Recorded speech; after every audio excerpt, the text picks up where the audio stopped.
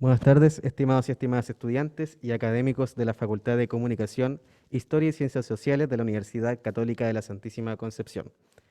Saludamos también al decano de la facultad, doctor José Miguel de Toro Vial, al jefe del programa del Magíster en Comunicación y Cambio Social, doctor Fernando Fuente Alba Cariola, autoridades y asistentes en general que hoy nos acompañan. Hoy, 22 de abril del 2022, damos comienzo en la Facultad de Comunicación, Historia y Ciencias Sociales al periodo 2022 del programa Magíster en Comunicación y Cambio Social con la clase inaugural titulada La Guerra de los Imaginarios, Tecnologías y Comunicación en Tiempos Inciertos. Para comenzar, dejo con ustedes al decano de la facultad, doctor José Miguel de Toro Vial.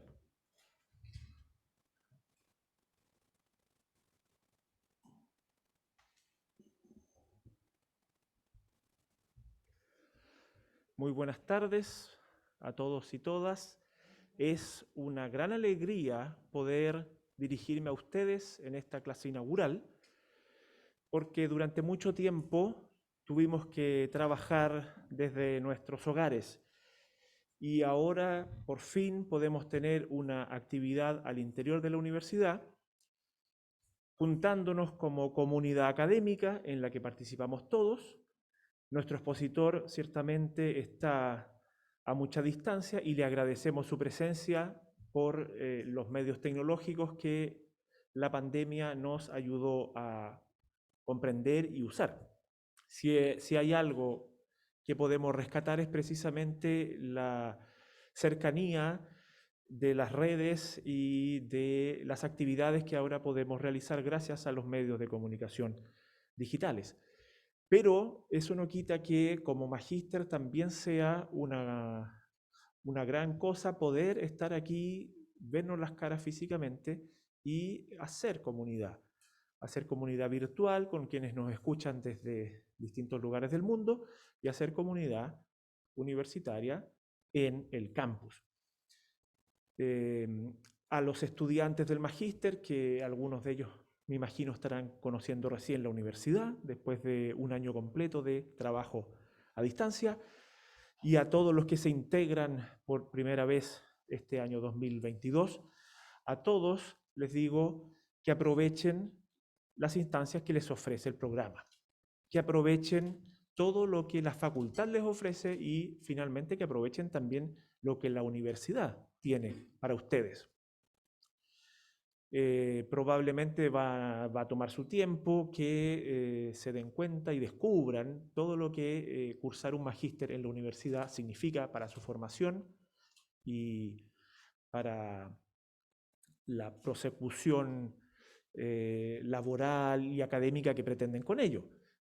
Pero ahí está un tesoro muy grande que deben aprovechar, que deben descubrir primero y después aprovechar, tanto en la parte académica como en la parte humana, con sus compañeros, con sus profesores, con los expositores de alto nivel y calidad, como el doctor Cabrera que nos acompaña hoy día. No me queda entonces más que agradecer a nuestro invitado de honor, el doctor que nos ilustrará con una muy hermosa conferencia, a los participantes que siguen esta transmisión desde distintos lugares del mundo y a todo el público aquí presente en el campus. Les deseo a todos un excelente año académico. Muchas gracias.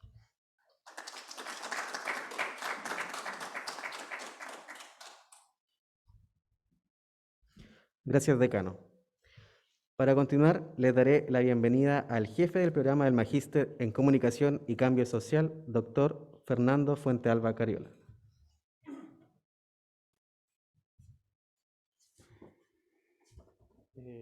Hola a todos.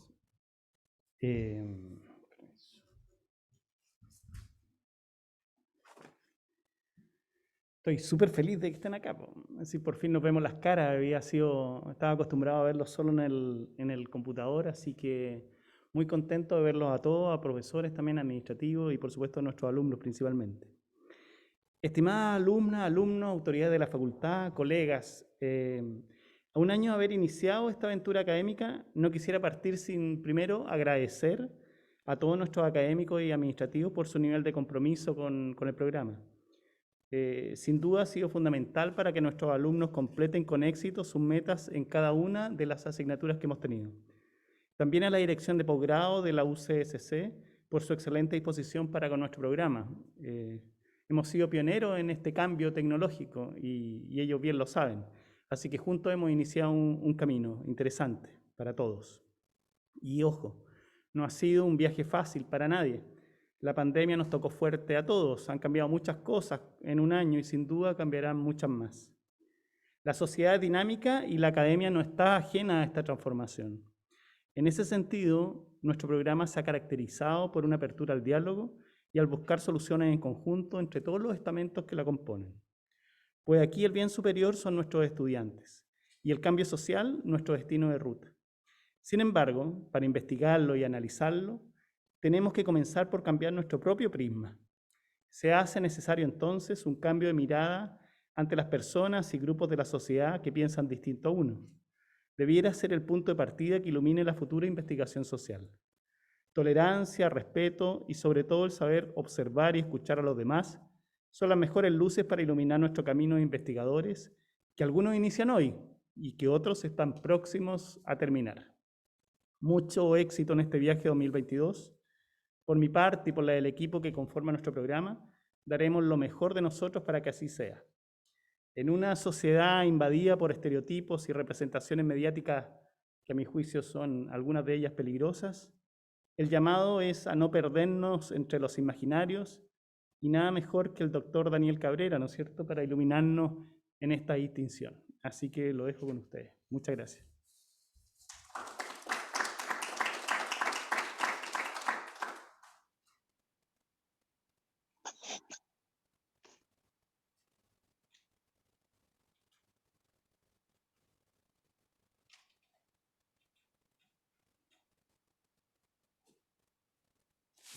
Muchas gracias, profesor.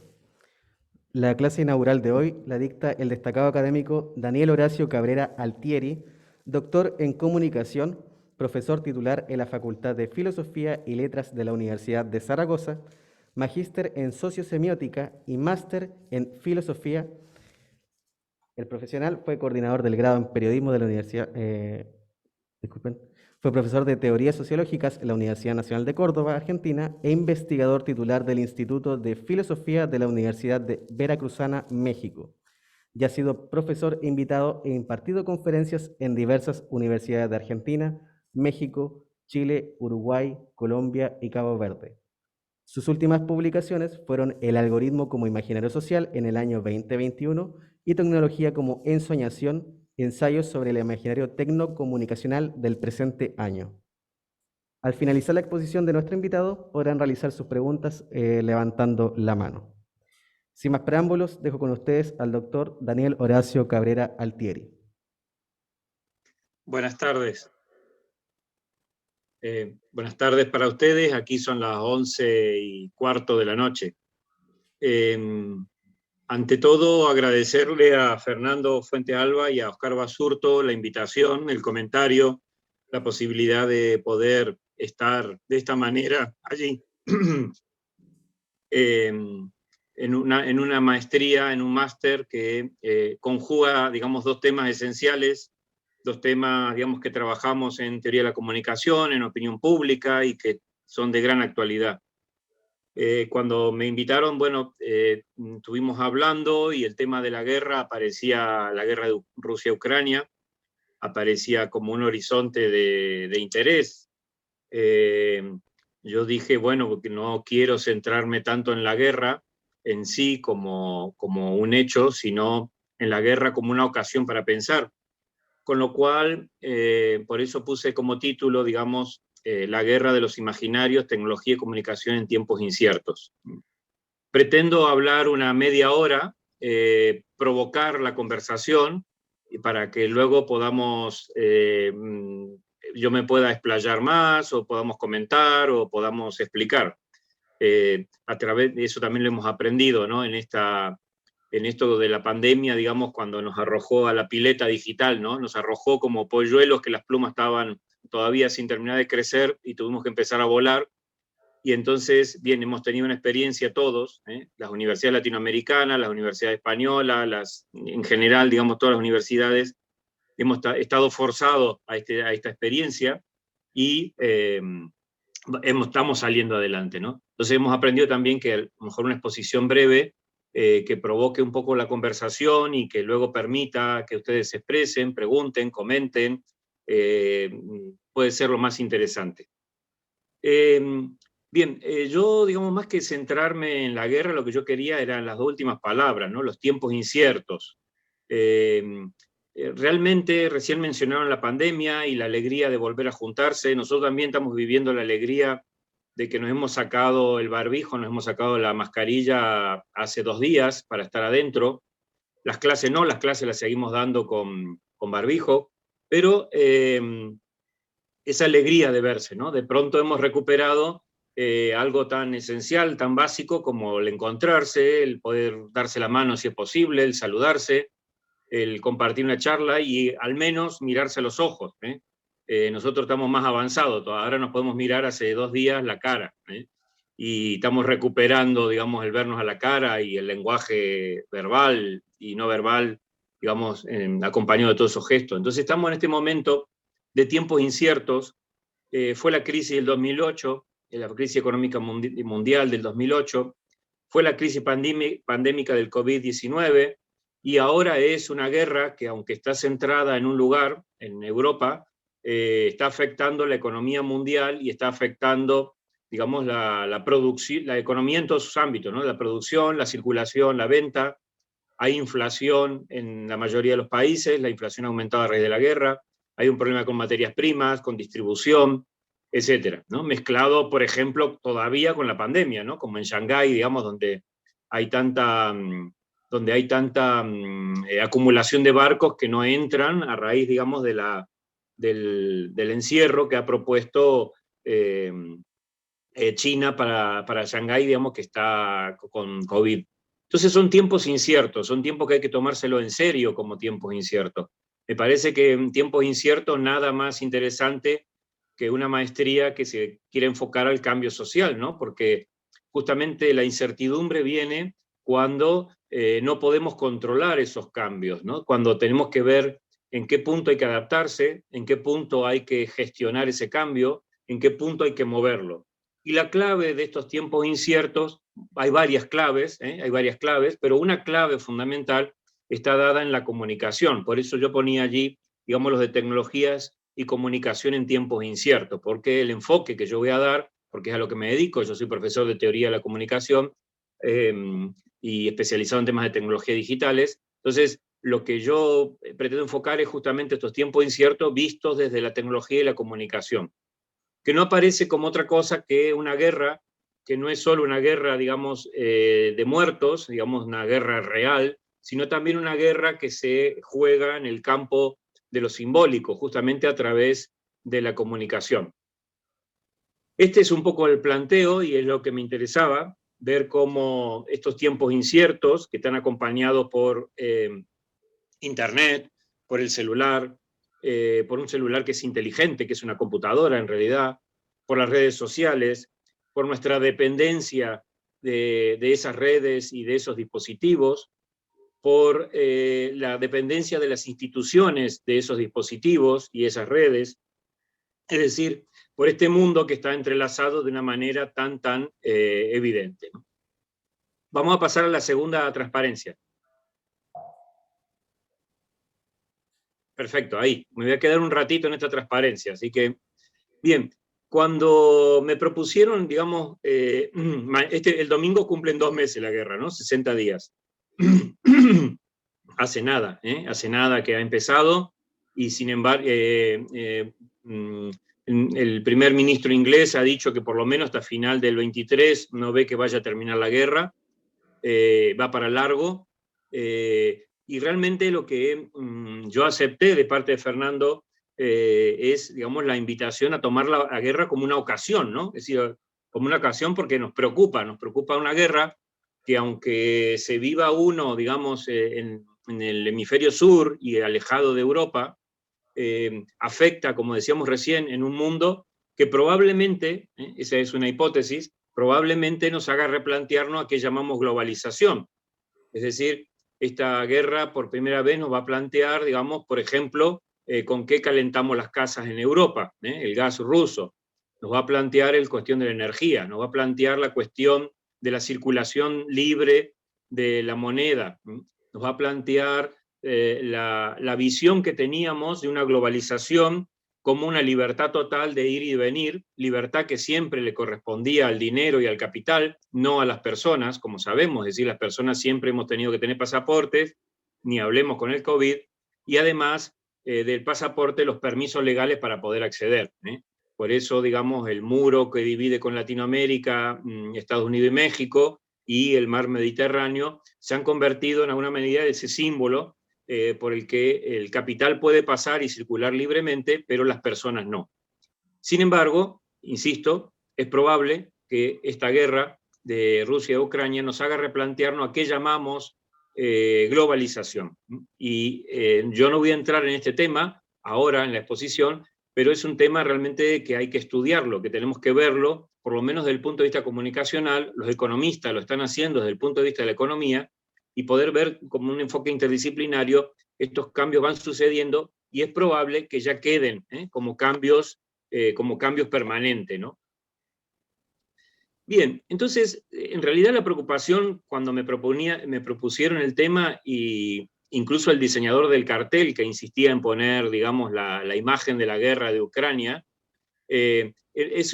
tomé un poco eso, digo, porque si hay una insistencia es porque hay una preocupación. Y la pregunta es ¿por qué la guerra? La pregunta, como saben, ¿por qué la guerra en general? La pregunta no me refiero solo a Rusia y Ucrania, sino ¿por qué la guerra? Que es el título que reúne dos cartas que se enviaron en el año 32 Einstein a Freud. En aquel momento la Liga de las Naciones, a través del Instituto Internacional de Cooperación Intelectual de París, invitó a una serie de intelectuales a que tuvieran una serie de intercambios epistolares sobre temas de actualidad. Le ofrecieron a Einstein, digamos, que él eligiera a alguien, y Einstein eligió a Freud, para sorpresa de todos, porque creían que, bueno, Einstein iba a elegir, no sé, a alguien de la física, de la matemática, o alguien con quien entenderse. Y sin embargo, el humanista, que era Einstein, elige a otro humanista, que era Freud, año 1932.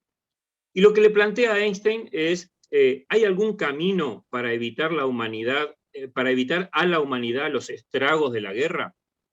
Es decir, directamente, año 32, ascenso del nazismo, pero todavía con la memoria de la Primera Guerra Mundial, los muertos, una Alemania que está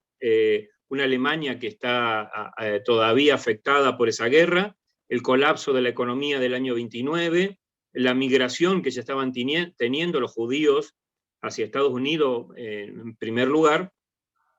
Y entonces la pregunta no es otra más que ¿por qué la guerra? ¿No? Porque todos los intentos de suspender la guerra han fracasado, dice Einstein.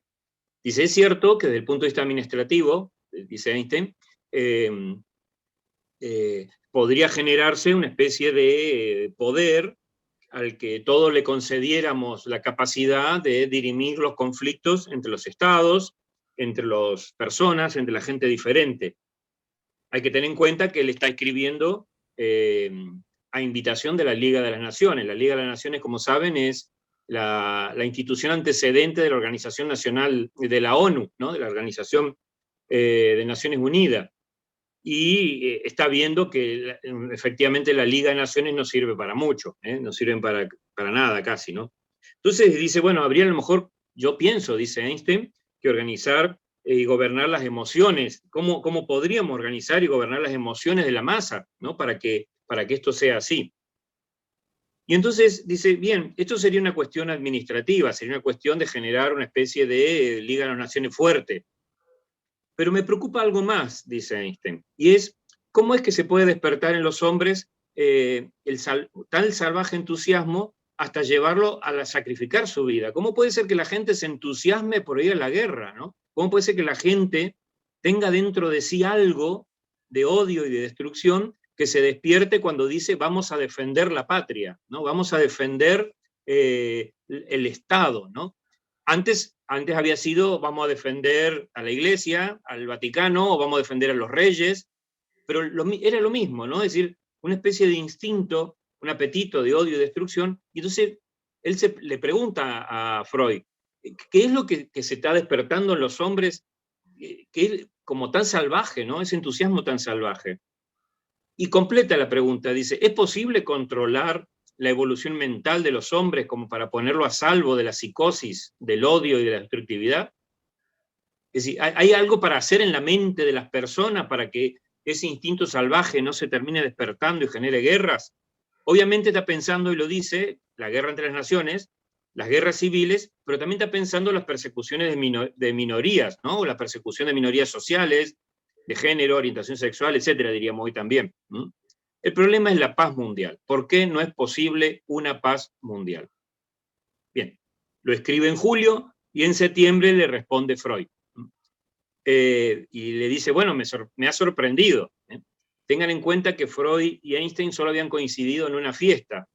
Y Freud, esto es chisme, pero bueno, viene bien para entenderlo, Freud había dicho, me encontré con Einstein y por suerte él sabe tan poco de psicología como yo de física. Entonces lo pasamos bien, dice. No se entendían, y entonces estaban allí, digamos, contentos hablando de cualquier cosa porque no era posible. Entonces se sorprende Freud de que le haga esta pregunta de por qué la guerra, por qué no es posible una paz permanente. ¿Qué puede hacerse para defender a los hombres de los estragos de la guerra? Y él responde como en 3 etapas, ¿no? La primera etapa dice, bueno, es evidente que hay un nexo entre el derecho y la violencia, o el derecho y el poder. Digámoslo que sociológicamente hablando es lo que nosotros llamaríamos el problema del poder, ¿eh? Y el problema de la violencia. Entonces dice, en el reino animal gana el que tiene más fuerza. El ser humano, como ha ido creando unas armas, además, digamos, de la fuerza, dispone de la posibilidad de generar digamos, una fuerza mental a través de estrategias, etcétera, etcétera, ¿no? Entonces, dice, claro, la guerra al final consiste en someter al otro para que desaparezca o incluso que muera, ¿no?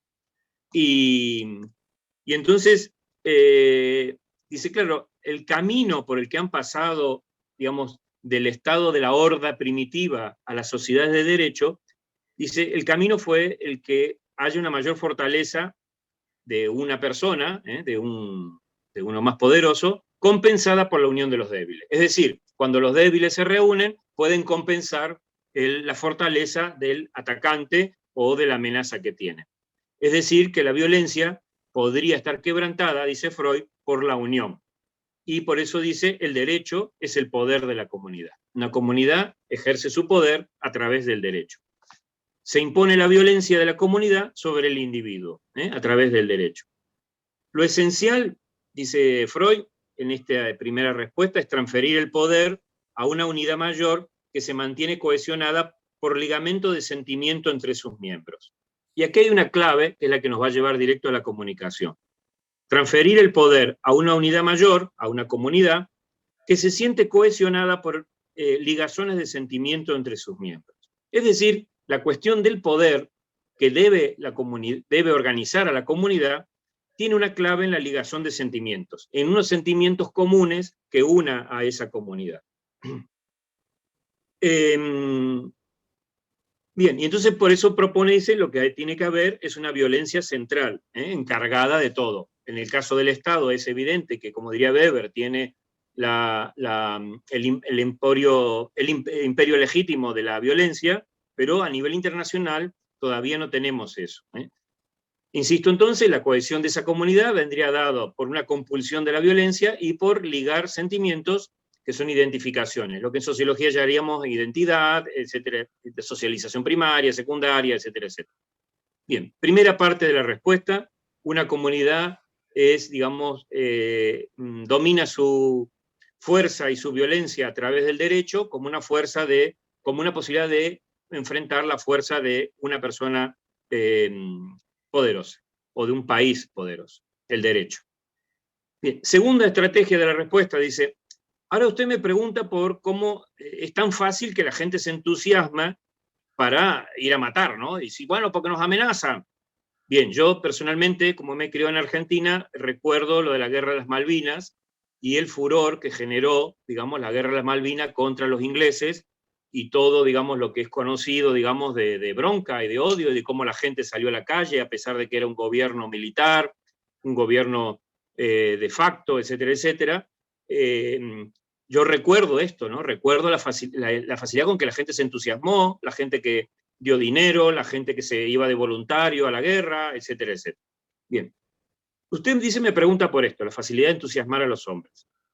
Bien, dice, permítame que le explique que en psicoanálisis hemos descubierto que tenemos dos grandes pulsiones. La pulsión de vida, que es la de conservar, reunir, una pulsión erótica en el sentido de amor, de unión, no solo sexual, y dice una pulsión de muerte, que es la pulsión, digamos, que nos lleva a destruir y matar. Ahora dice, rara vez cuando actuamos solamente nos regimos por la pulsión de vida o por la pulsión de muerte. Dice, cada vez que actuamos siempre están mezcladas estas pulsiones. Y lo cual nos lleva a considerar, dice Freud, que es casi imposible desarraigar las inclinaciones agresivas de los hombres. Dice, lo que habría son unas vías indirectas para poder domesticar a este hombre, ¿no? Y esas vías indirectas vendrían por fortalecer, por trabajar la pulsión de vida, la pulsión erótica. Y si eso se lograría con dos cosas. Una, vínculos con objetos de amor en el sentido psicoanalítico, ¿no? Objetos de amor puede ser el ejercicio de la docencia, la enfermería, pero también puede ser la vida intelectual, también puede, etcétera, etcétera, ¿no? Es decir, vínculos con objetos de amor, y segundo, sentimientos por los que producir una identificación. Bien, dos elementos que nos llevarán a considerar que la comunicación es justamente el instrumento para establecer vínculos con objetos de amor y sentimientos que unan a esa comunidad. Y termina este segundo argumento y dice, lo ideal sería que una comunidad hubiera sometido su vida pulsional a la dictadura de la razón. ¿Recuerdan la metáfora de Platón, de que había dos caballos? Todo ser humano es una cuadriga que lleva dos caballos, dice, y bueno, es la razón la que tiene que equilibrar a los caballos para poder para que el carro avance. Si avanza demasiado el de la pasión, se destartala todo, ¿no? Y si es demasiado racional o voluntarioso, se va también para el otro lado. Digamos, una buena cuadriga es llevada cuando hay un cierto equilibrio entre los bríos de la pasión, ¿no? Los bríos, acá podríamos decir, el caballo de Eros y el caballo de Tánatos. Dice, lo ideal sería que esa vida pulsional estuviera sometida por la dictadura de la razón. Pero esto es una esperanza utópica. Freud no se engaña. Esto no va a ser posible, es una esperanza utópica. Bien, y dice, bueno, disculpe, pero usted le preguntó a un teórico, y sí, yo puedo responder teóricamente, no tengo herramientas, no sé concretamente cómo podríamos lograr la paz mundial. Y tercero y último que dice Freud y que nos interesa a nosotros, y viene a colación de por qué lo reuní con esta pregunta del por qué la guerra. Dice, ahora, tercero, ¿por qué nos sublevamos tanto contra la guerra usted y yo y tantos otros? ¿Por qué nos sublevamos tanto? O Freud podría decir, ¿por qué ustedes lo del Magister preguntan por el tema de la guerra? ¿O por qué no la admitimos a la guerra como una de las tantas cosas que pasan en la vida y ya está, ¿qué va a ser? Es así porque parece que en la práctica es inevitable. En este momento, si sumamos todo tipo de conflictos, hay como 60 conflictos vigentes. Guerras, hay no sé si son como 10 guerras. Es decir, si empezamos a repasar el mundo, vamos a ver que hay una cantidad de violencia alrededor.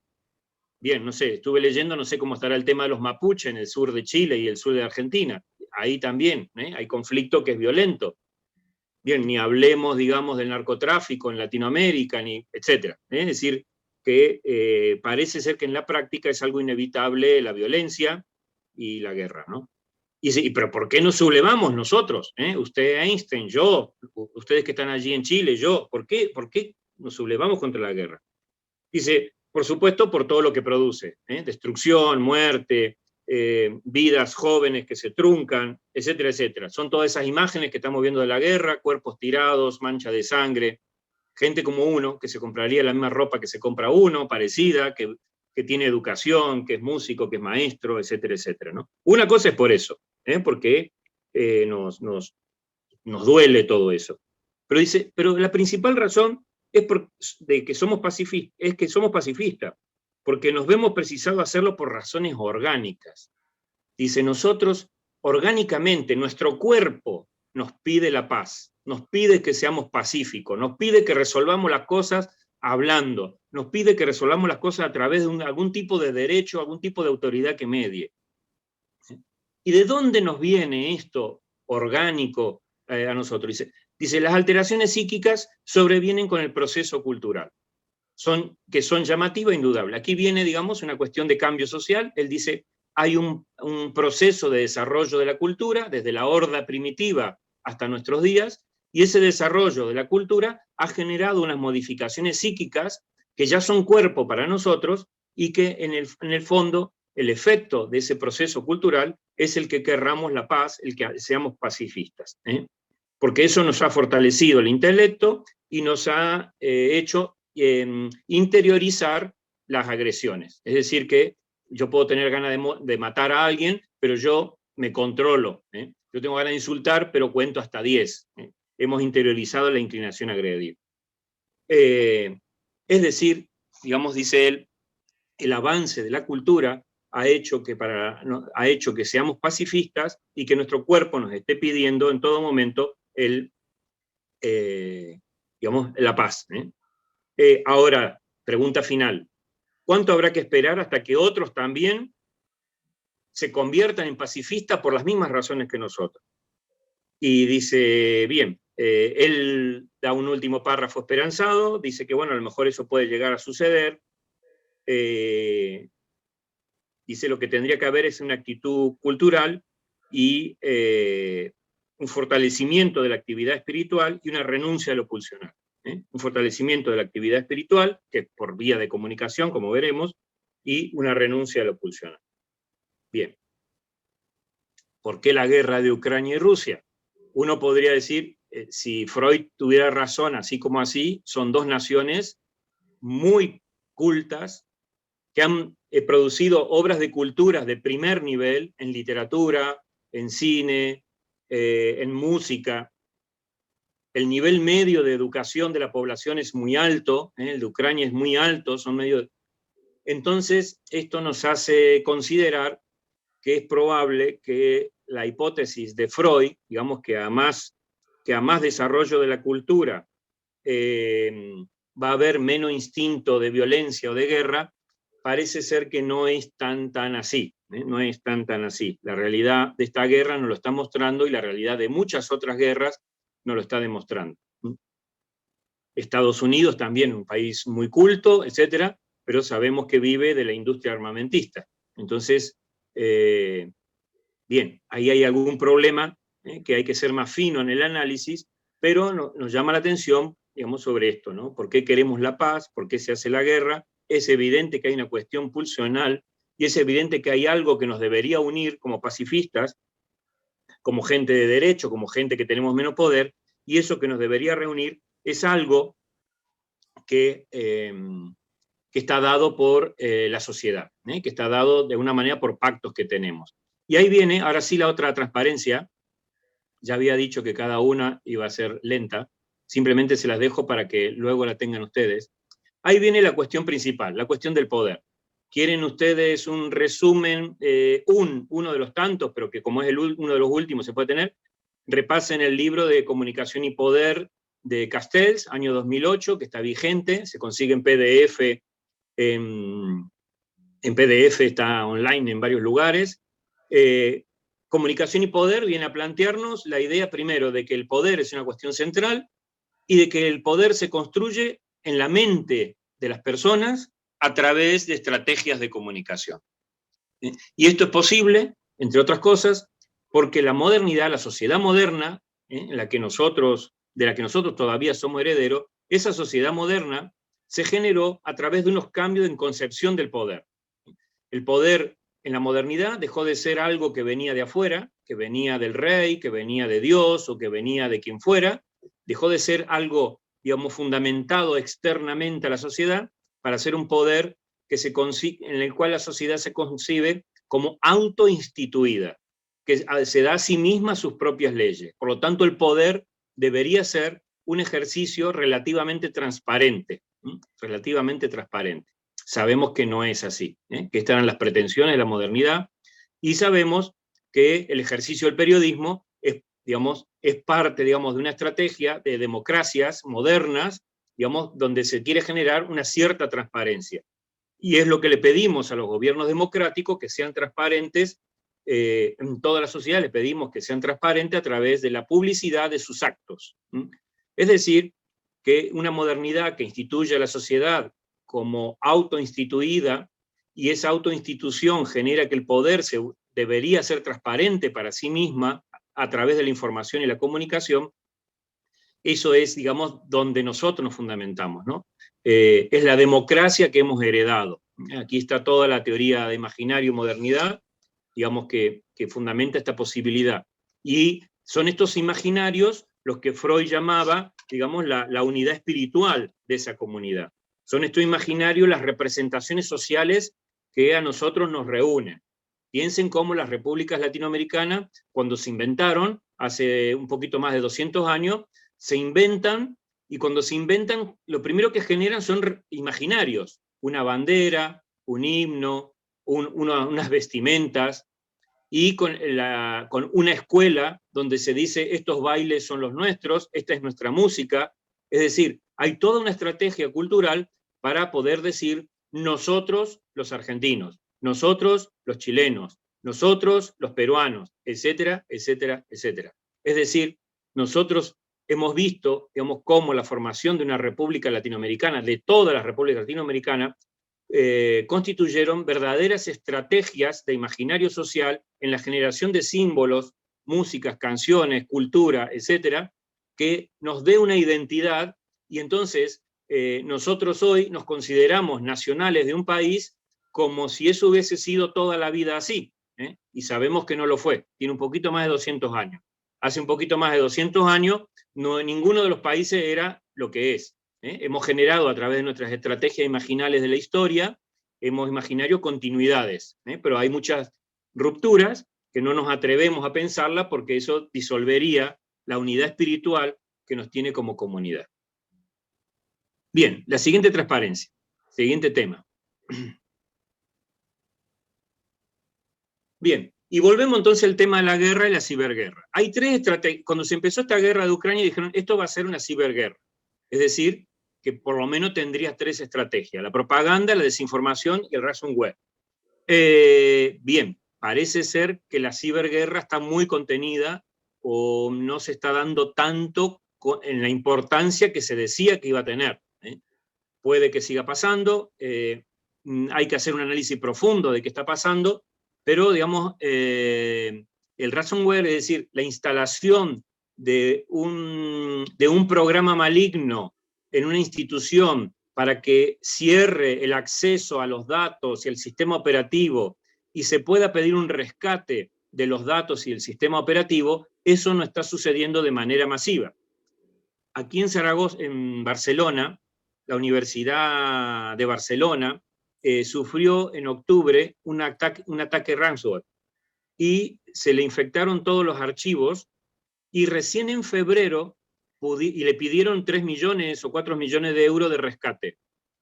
En ese tiempo no pudieron usar el sistema informático de la docencia, el Moodle, no pudieron utilizar las listas, hubo que volver al papel para defender los trabajos final de grado, hubo que volver al papel para los exámenes. Fue un desastre, fue un desastre.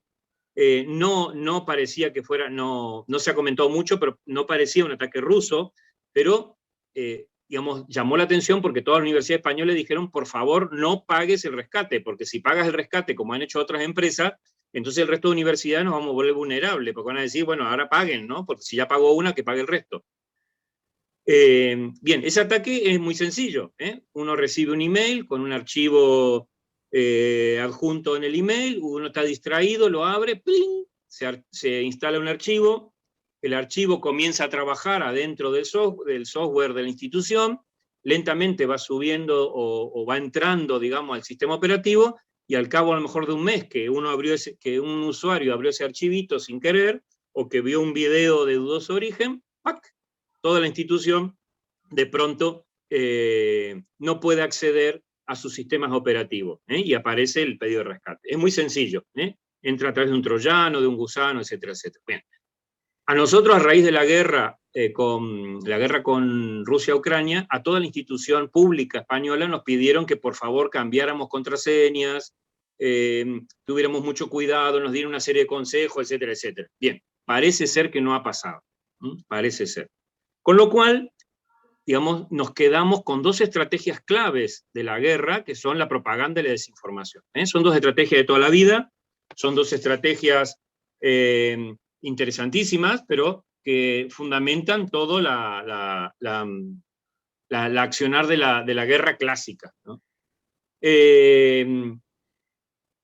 La propaganda, bien, ahí tendríamos que volver de nuevo, año 32 era el intercambio de cartas entre Einstein y Freud, y año 28, un sobrino de Freud, que vive en Estados Unidos, Edward Bernays, que es el llamado padre de las relaciones públicas, en el año 28, 4 años antes de esa carta, publicaba el famoso libro Propaganda, un librito pequeñito, recopilación de artículos, y que sigue vigente, digamos, en la transparencia del ejercicio de lo que es la propaganda. Como saben, el término propaganda fue elegido, el término relaciones públicas, por eso se llama padre de relaciones públicas, a pesar de que el libro se llama propaganda, fue una forma de hablar de relaciones públicas, fue una forma de no utilizar la palabra propaganda que le utilizaba el régimen nazi, ¿no? Y entonces confundía un poquito. Por eso después de publicar el libro, a pesar de con este título, digamos, unos años después se empezó a hablar ya de relaciones públicas.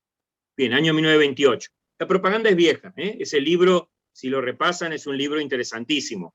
Habla, digamos que su cometido es el gobierno invisible de una democracia. Y el gobierno invisible de una democracia es el sistema de relaciones públicas, propaganda al servicio de quien sea. Él tuvo entre sus grandes éxitos el que la invasión a Guatemala fuera aprobada por la opinión pública norteamericana. Entre sus grandes éxitos figura que las mujeres hayan comenzado a fumar. Es decir que, digamos, su teoría, digamos, del gobierno invisible no es una teoría al azar. Es una teoría donde él aplicó lo que su tío Freud decía del inconsciente, lo aplicó a la publicidad, a las relaciones públicas, a la propaganda, y con gran éxito.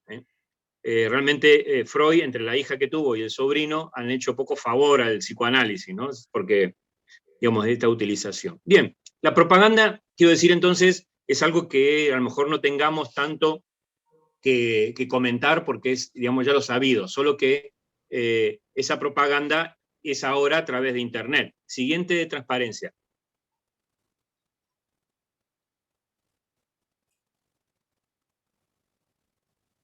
Ahí le pongo unos ejemplos, digamos, de cómo se trabaja esta propaganda, ¿no? Como van a tener luego a transparencia, le pueden buscar los enlaces. Por ejemplo, Ukraine Fact es el chequeo de los datos, ¿no? El fast-checking a nivel mundial. Hay 100 verificadores, ahí entre los verificadores, abajo dice verificadores, está el enlace. Hay, por supuesto, verificadores de Chile también, hay de todo el mundo. Y esos verificadores, digamos, son los que van chequeando, digamos, las fake news, digamos, por ejemplo, a nivel de imágenes, a nivel de localizaciones geográficas, a nivel de cosas que se dicen, etcétera, etcétera. Aquí en España está el llamado equipo O, que es de un verificador que es maldita.es, que es, digamos, de la gente que se ofrece voluntariamente y de la organización, digamos, que se encarga, digamos, de los datos de acceso público, la OSIN, para luchar contra la desinformación. Entonces ahí tienen el enlace, pueden ver de qué manera concretamente, digamos, se lucha contra la propaganda y la desinformación unida a través de esto. Por ejemplo, es muy difícil para un usuario normal saber si una fotografía es actual, no es actual, si es verdadera, no es verdadera. Bien, aquí, digamos, en Ukraine Fact, hacen fact-checking de estos temas, pueden repasarlo, pueden mirarlo. Si ven en la lista de verificadores, pueden acceder a distintos verificadores, hay más de 100, y pueden allí observarlo. Y al final le puse la página web de Maxar. Si ustedes han estado atentos a todo lo que se publicita a nivel de imágenes satelitales, son imágenes que libera Maxar, de una empresa satelital, empresa de inteligencia y tecnología espacial, y que pueden acceder a su página web que es donde encontrarán, digamos, qué se está haciendo a nivel de imágenes satelitales en esta guerra, ¿no? Para contravenir la guerra. Por supuesto, podríamos poner Elon Musk, ¿no? Es decir, con su estrategia de tener una Internet que suponga todo, etcétera, etcétera. Pero lo que nos interesa, ahora sí, transparencia siguiente, y por eso yo hablaba de tiempos inciertos, lo que nos interesa en el fondo de todo esto, no solo por la guerra, sino que la guerra se está convirtiendo en un caso, pero también lo fue la pandemia, lo que nos interesa es la desinformación. Y aquí es donde yo creo que queda la tarea para, digamos, gente que se dedique a comunicación. Aquí hay una tarea muy importante porque abarca la pandemia, abarca digamos, la guerra y abarca nuestras comunicaciones políticas. Nuestros países están atravesados por la polarización y en parte esa polarización tiene que ver con lo que llamamos desinformación. Lo primero sería distinguir, digamos, estos tres elementos digamos, porque desinformación es algo, digamos, no es solo mentira. La información errónea, misinformation, se produce cuando hay información falsa, pero no hay intención de hacer daño. Por eso hablamos de una combinación de daño y falsedad. Hay información falsa, pero no tengo ninguna intención, he sido tonto y publiqué algo que es falso. La desinformación, lo específico, lo que más nos interesa, es cuando se comparte información falsa sabiendo que está causando daño. Es falsa la información y sabemos, hay conciencia de que se causa daño. Ese es nuestro problema. Y lo tercero, la mala información, es cuando se comparte información genuina para causar daño. A menudo es información que permanece de la esfera privada. Entonces, es algo verdadero, no sé, por ejemplo, el presidente tiene tal problema, de fulanita de tal tuvo un amorío con no sé quién. Es verdadero, pero solo se lo dice para causar daño. Solo se lo dice para causar daño. Es decir, no es un problema solo de falsedad, no es un problema solo de intención de hacer daño, sino que la desinformación conjuga, digamos, la información falsa con la conciencia de que se causa daño. Esta distinción es muy importante, me parece que es fundamental para ponernos de acuerdo en qué vamos a trabajar y nos interesa. Y ahora sí, la transparencia siguiente. Prometo 5 minutos y termino. Entonces, ¿por qué nos interesa la desinformación? Porque, como hemos dicho, las democracias modernas, digamos, están basadas en la transparencia, una transparencia incompleta, imposible, pero que se relaciona con la información. Y es más, se relaciona con la posibilidad de generar poder a través del manejo de la información. Por eso citaba a Castells en Comunicación y Poder.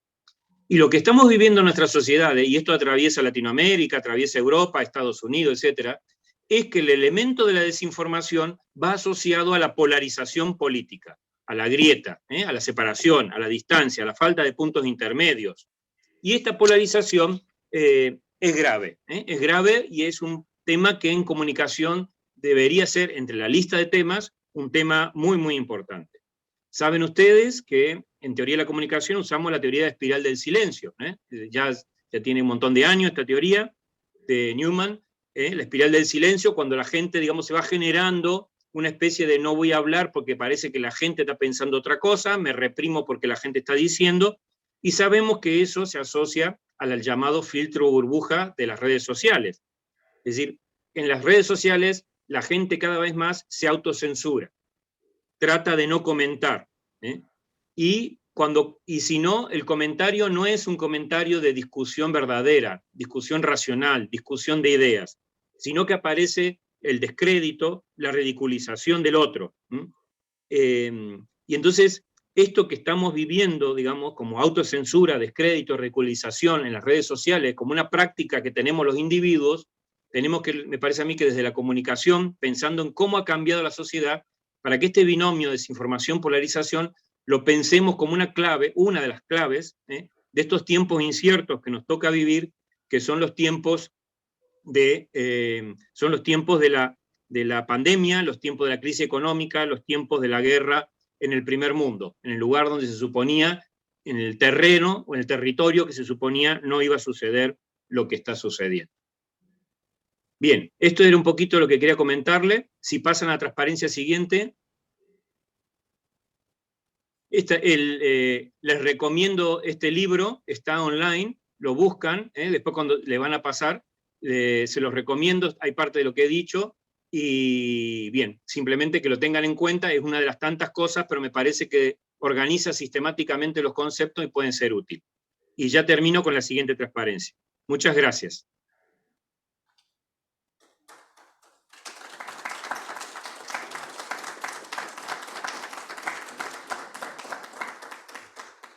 Agradecemos la exposición del doctor Daniel Cabrera Altieri y damos paso a las preguntas, por si las tienen, que levanten la mano.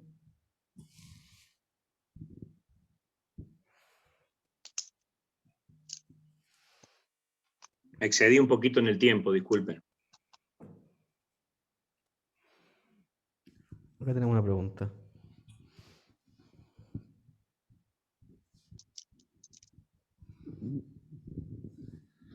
Muchas gracias, profesor, por la exposición muy interesante y que nos deja pensando, ¿no es cierto?, a partir de los puntos que usted tocó sucintamente, pero que nos evocan quizás tantas situaciones que hemos vivido cotidianamente, no solo en relación a la guerra, sino a muchos otros temas. Y en ese sentido, a propósito de, quizás voy a preguntar algo obvio, yo no soy del área de las comunicaciones, ¿cuánto puede afectar a acentuar los problemas de comunicación el hecho de la comunicación por redes sociales que tenemos ahora? Yo me dedico a la historia antigua y medieval, entonces pertenezco a un mundo donde se trabajaba de forma manuscrita y no existía lo que es la imprenta. Entonces, me imagino que también hay un factor ahí que puede contribuir a acentuar o a enfatizar o a poner sobre, o a contribuir al problema por el hecho de la información tan instantánea que tenemos hoy día, ¿ah? Donde a veces verificar una fake news es muy difícil por la inmediatez de esa información. Eso, profesor. ¿Respondo una a una o quieren que, como quieran?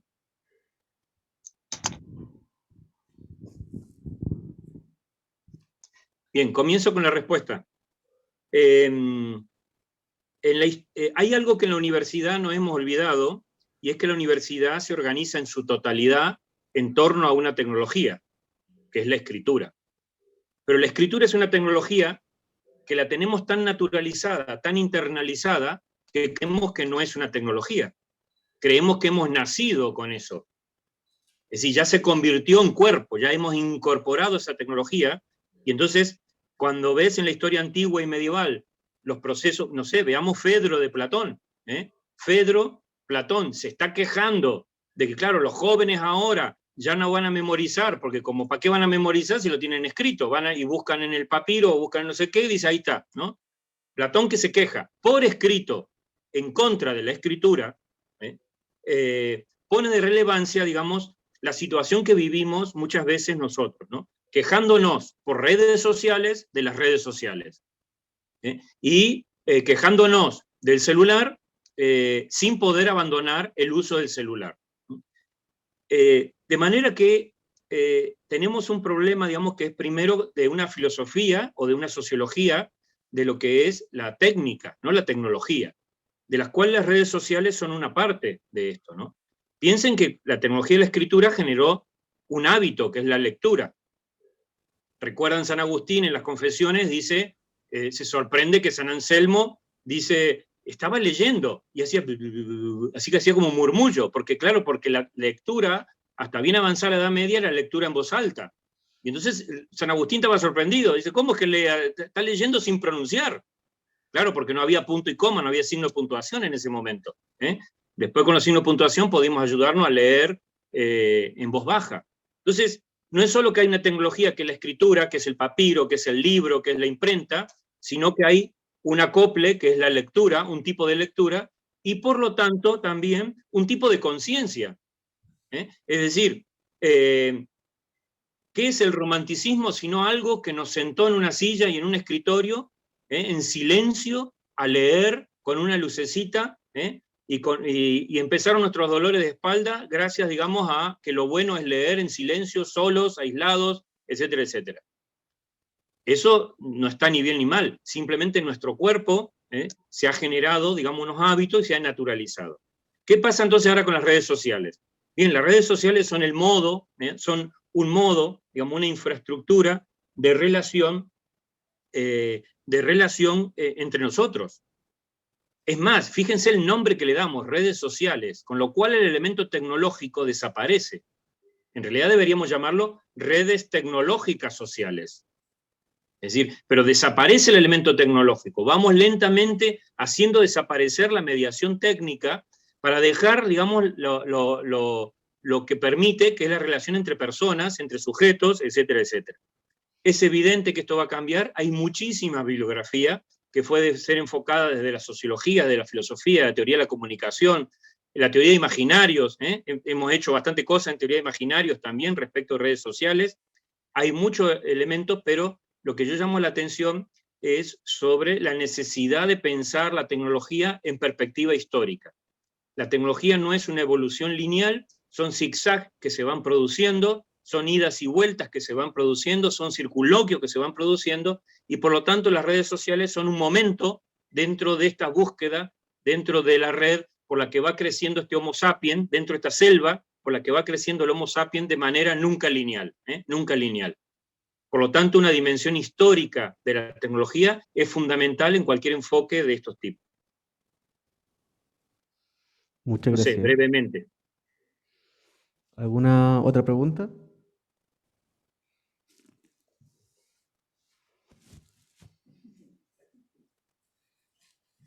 El material también se los voy a hacer llegar a través de correo electrónico para que tengan acceso a los links que presentó el profesor.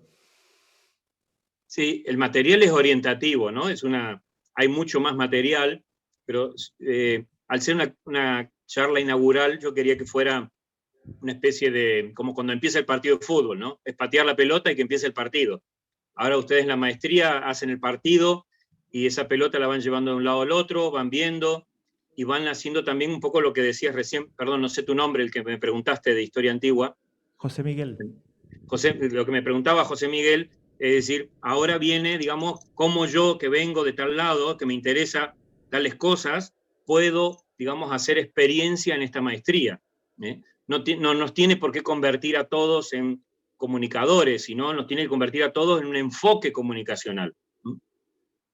Digo, ya la gente de la maestría les dirá, ¿no? Pero ya cuando presentó recién Fernando y dijo, digamos, una defensa de la tolerancia y el respeto, ya estaba enfocando esto, ¿no? Por el lado, digamos, de un enfoque comunicacional. Más comentarios, pueden comentar algo, no sé, o pregunta, o pueden oponerse totalmente con una idea. Tenemos una pregunta. Sí, y yo de nuevo, de hecho. Bueno. Es que, como decía, me ha dejado pensando en muchas cosas. Y a partir de la primera parte de su exposición, vinculándolo con lo último que estamos hablando de las redes sociales, ¿se presentaría como un ideal en pro de la búsqueda de paz que el Estado controle las redes sociales? Puede ser una pregunta compleja. Sí, hay un debate muy profundo que tiene niveles jurídico y político, pero tiene un debate también filosófico, que es controlar o no las redes sociales. Saben que hay dos tendencias. Las dos nacieron en California. La tendencia, llamémosle hippie, que es la de liberar Internet para todos, libre, gratuito, etc.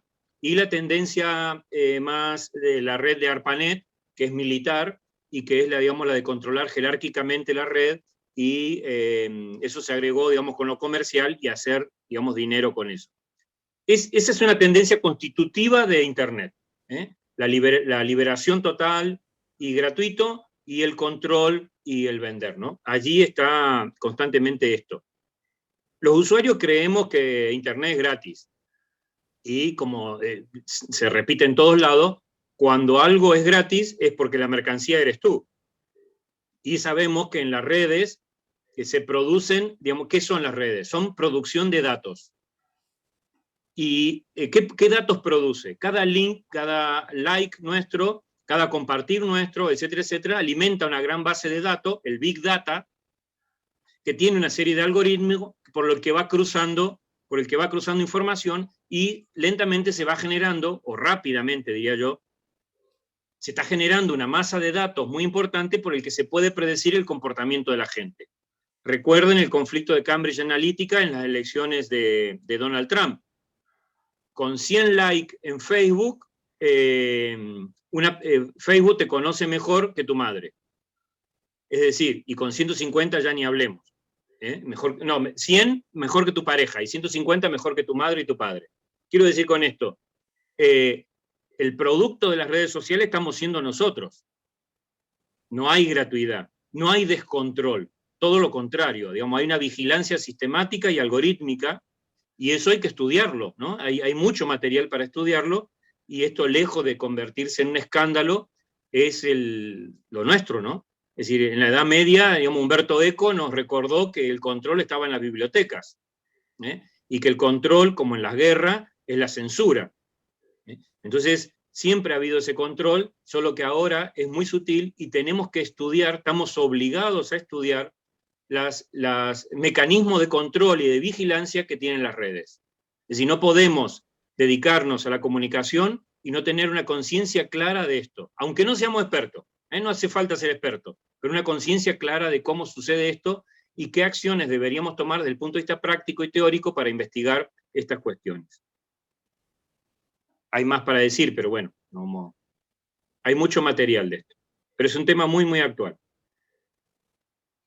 Muchas gracias, profesor. Creo que tenemos otra pregunta. Sí, hola Daniel, Oscar Basulto por acá. Hola, Oscar. Más que todo quería saludarte y hacer un comentario. Sí, claro. Sí, la verdad es que me interesa mucho la reflexión que has hecho y me gustaría que pudieras profundizarla un poco precisamente desde la otra arista que tú has trabajado, que no desarrollaste ahora, comentaste solamente. No sé si tienes algunos ejemplos tal vez que se pudieran visualizar como imaginarios tecnológicos contemporáneos. ¿Por qué lo digo? Porque es interesante para poder analizar esta interacción que se produce entre el mundo social, las redes sociales y en definitiva esta construcción de significado que es lo que nos lleva al final a los contenidos y a lo que hacemos en la vida, ¿no? En el hacer social cotidiano y en otras cuestiones que ya tienen que ver precisamente con las relaciones de poder que tú planteabas. Entonces por ahí un poco va orientada mi idea y no sé si pudieras comentar algo más al respecto. Sí, puedo contar algo, digamos, siguiendo lo que acabo de comentar recién, ¿no? Digamos, el imaginario, digamos, de la gratuidad, el imaginario a través de determinadas metáforas que rigen la cuestión tecnológica, la nube como algo etéreo, en algún sentido son como la nube de Moisés, de ahí se bajan las tablas de la ley, por eso las listas son tan famosas, ¿no? Nos preocupamos, por ejemplo, de que la escritura de listas, las 10 cosas que no sabías de tal cosa, las 10 cosas que fulanita no te había contado, etcétera, etcétera. Esas listas ya están en el código Hammurabi, hace 3000 años, están en las arcillas, digamos, descubiertas, digamos, en la Mesopotamia, donde había listas de ganado, listas, etcétera, etcétera, y los mismos mandamientos, que son una lista de 10 cosas. Es decir, que en algún sentido hemos vuelto a las listas, hemos vuelto a las listas. Y eso nos da, es parte, digamos, de esto, de este imaginario de la nube, lo que se llama también lo sublime digital. Por eso cuando las campañas de marketing dicen, la tecnología ya viene lo último de no sé qué, viene lo último. Es decir, hay una metafórica de lo sublime, de lo divino, de lo etéreo, que está asociada a, digamos, a la percepción que se tiene de la tecnología. Esa es una. La otra percepción, digamos, otro imaginario, tiene que ver con que la tecnología te da libertad, te da alas, te deja ser libre, ve por donde quieras, porque allí va a haber cobertura, y vas a ser libre, vas a poder pagar, vas a poder enviar mensaje. Digamos, toda la promesa que está asociada al teléfono celular es una promesa de libertad, pero una libertad social movimiento, muévete por donde quiera, ves y haz lo que quiera, ¿no? ¿Por qué? Porque siempre estarás conectado. Tiene que ver con los nuevos modos de ejercer el control social, que, como diría Foucault, digamos, eran espacios de encierro, pero ya no son espacios de encierro. El control social se ejerce liberando los cuerpos. Ve por donde quieras, porque el GPS te sigue, el satélite te ubica, tus últimos momentos están identificados, etcétera, etcétera. Es decir, esa promesa de libertad, además de movimiento, tiene como contracara, digamos, una realidad, que es la realidad del control, la realidad del seguimiento, etcétera, etcétera. Ese es otro imaginario, el imaginario de la libertad. Ya podemos, como ejemplo, estoy poniendo ejemplos, un tercer imaginario que está trabajado en el artículo ahí que citaron en la presentación, que si quieren pueden pasar en el enlace y pueden compartir, es el imaginario mágico. El imaginario mágico. Las tecnologías, si ustedes recuerdan, digamos, cuando en un auto antiguo, que en realidad son los que tenemos todos, pero comparado con los nuevos, uno pisa el acelerador, eso mueve una palanquita, la palanquita mueve no sé qué cosa, y entonces el carburador deja entrar aire y se acelera. Piso otra palanquita, acciona un líquido, el líquido empuja unas pastillas que aprietan el disco y frenan, ¿no? Es decir, la tecnología mecánica es una tecnología en donde hay una cierta analogía entre lo que el cuerpo hace y el efecto que produce. Las tecnologías digitales rompieron el vínculo entre lo que hace el ser humano y el efecto que se ha creado. Entonces, el ser humano empieza a atribuir vínculos mágicos.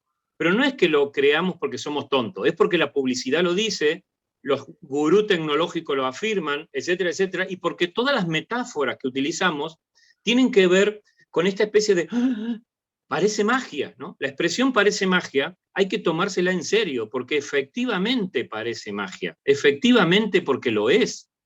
¿Por qué lo es? Porque como sucedía en la Edad Media o como sucedía con las brujas, ¿qué tenía que ver con que le corte la patita al gato o al conejo o no sé qué, con que me vaya bien en la vida?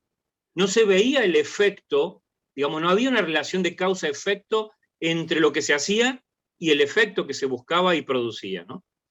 Lo digital nos ha puesto de nuevo, dada la complejidad de lo social, dada la complejidad de la tecnología, dada la complejidad de todos nuestros mecanismos, nos obliga a confiar cada vez más en los dispositivos tecnológicos. El dispositivo te promete que te vas a comunicar, y aquí estamos, ¿no? Estamos como a 11.000 kilómetros, y entonces, bien, nos comunicamos. Parece magia, ¿eh? Nos prometió que podíamos comunicarnos, y aquí estamos, como según lo hemos prometido, la tecnología cumplió.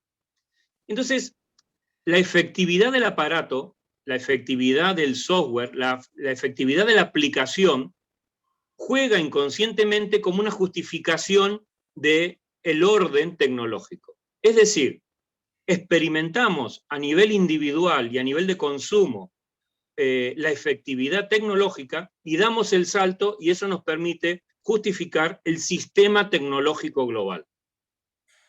Entonces, esta doble combinación entre no entiendo qué pasa, pero sucede, parece magia, y segundo, la efectividad se produce y a nivel individual, por lo tanto confío en el propio sistema, este es tal vez una de las cosas más profundas que tiene que ver con la complejidad tecnológica, la complejidad social, y que genera este imaginario mágico que envuelve a la tecnología a través de metáforas, a través de percepciones, etcétera, etcétera, ¿no? Estos tres ejemplos podrían ser tres ejemplos, digamos, de enfoque de imaginario. De esto último, en la cuestión algorítmica, lo tienen en ese artículo que dijeron que pueden compartir el enlace. El libro donde está analizado esto, todavía no tengo el enlace, se los voy a dar cuando lo tenga. Es un libro electrónico, y aunque tengo el PDF, no tengo el enlace porque todavía no fue, todavía falta anotarlo en la biblioteca. Bien, nada, Oscar, son 3 ejemplos, ¿eh? Hay más, pero son 3 ejemplos. Gracias, Daniel. ¿Alguien más tiene una pregunta? Daniel, simplemente, Fernando Fontealba por acá, a nombre del programa, agradecerte, creo que ha sido una clase inaugural súper estimulante y también provocativa. Ha sido muy pertinente para el inicio de nuestro programa en Comunicación y Cambio Social, especialmente para los alumnos de primer año que terminando tu clase se van al aula, así que seguro... Bueno. Denle en una pausa porque si no, van a decir ya tanto no el primer día. Eso, oye, un gran abrazo virtual, espero dártelo pronto físicamente y de nuevo agradecer a nombre de la universidad, a nombre de la Facultad de Comunicación, Historia y Ciencias Sociales, tu presencia hoy día. Muchas gracias a vos, al decano, y espero que disfruten mucho el curso de la maestría. Tienen mi email si necesitan algo y el material también por si quieren compartirlo. Muchas gracias. Muchas gracias.